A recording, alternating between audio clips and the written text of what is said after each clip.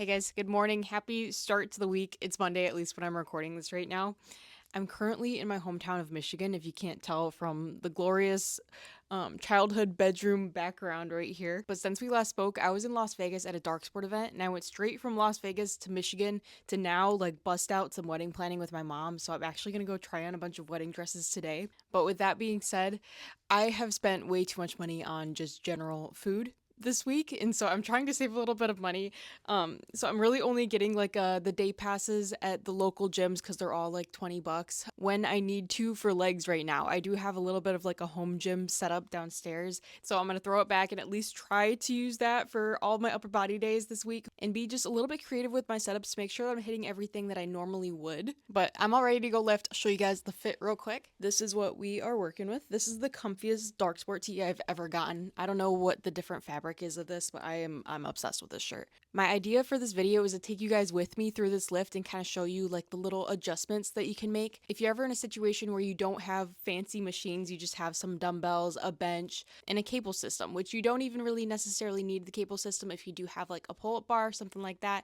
I don't, I just have the cable system, so we'll make it work, but we just got to get a little bit creative, but I'm going to walk through all of it, and so I will meet you guys down there. So in my split right now, I don't really separate my upper body days out into like push and pull, so I kind of have just like a full upper session aside from biceps specifically on this day. Now, there's not much of a hack to this exercise. Obviously, it's just a dumbbell shoulder press, but what I am focusing on is just keeping everything nice and controlled and as consistent as possible, trying to make sure that every single rep actually matches and just gets slower as we get closer to failure. But that is one thing that I want to note. If you adapt to doing free weight movements, you can get them to be pretty stable. I used to be very fear-mongered out of doing free weight movements because everyone said machines are better, which makes sense off the rip because it's going to be stable for you. You're not going to need to stabilize yourself. But if you allow yourself to get really good at a free weight movement, you can make it very stable. Main point being, it can also be a very great exercise. Now, I really tried to use this lat pull down. This is a really old cable machine and it just kind of stopped going down at a certain point, made a really loud noise, got kind of scared. So I stopped, but luckily it has these little hooks at the top and it could hold my body weight, so that was a win. Instead of pull downs, I just moved over to some pull-ups to finish off the rest of my sets using a very, very even hand placement to make sure that it didn't flip over on either side. I want you to look at the pull-up form. The pull-up form matches the same form that my lat pull down was. No huge arch in the back or swinging myself up using momentum to get up. My only focus is on adducting the arm to get the most out of the lats. I used to do pull-ups a lot and I haven't in a very long time, so I was very glad to see how my lat pull downs have translated in strength over to these pull-ups. Very, very pleasantly surprised, but it makes sense since it's, you know, the same movement, just pulling up versus pulling down. My next movement here is a single arm lateral raise. Now, this is the first exercise that I could actually give you a decent tip on. When using free weights or really doing any kind of lift, you want to look for a way to make it stable. In an exercise like this, leaning on a bench or just grabbing onto a bench is going to help with that purpose. By not having to worry about what your body is doing and keeping your body stable or trying to balance or anything like that, you're going to be better off just holding on to something, keeping your body stable, and only thinking through that shoulder and the work that you have to do for that shoulder. Next is an upper back row. I would normally do this either on a T-bar machine or a chest supported row with an abducted arm. And just like those exercises in this case with free weights, I still want to be using a chest support. Again, making the movement a little bit more stable, and it allows me to have less details to worry about like bending over, keeping my balance, or anything like that. It allows me to only worry about working the back. The main tip I'd have in terms of form here, if you are ever trying to do a chest supported row like this, would be to get really far up on the bench. A lot of people stand way too low and end up sort of pulling into the bench or have their upper body at like an awkward angle. So scooch up until you're sort of up and over the bench and still pulling up straight. Not getting a sort of awkward pull back where your wrists and your elbows don't actually line up. It's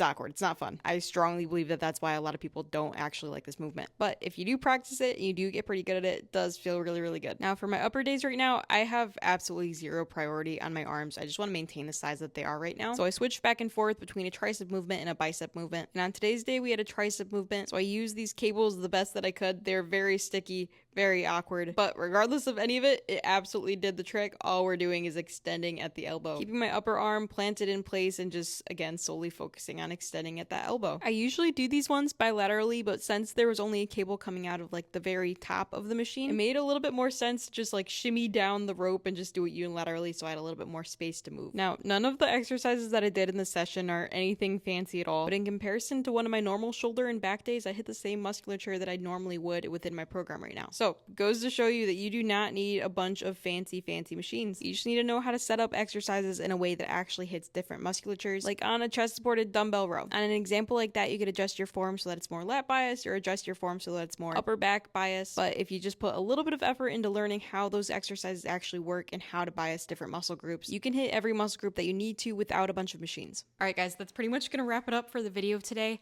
I hope this just showed a little bit that, like, even with limited equipment, you can get an awesome workout in.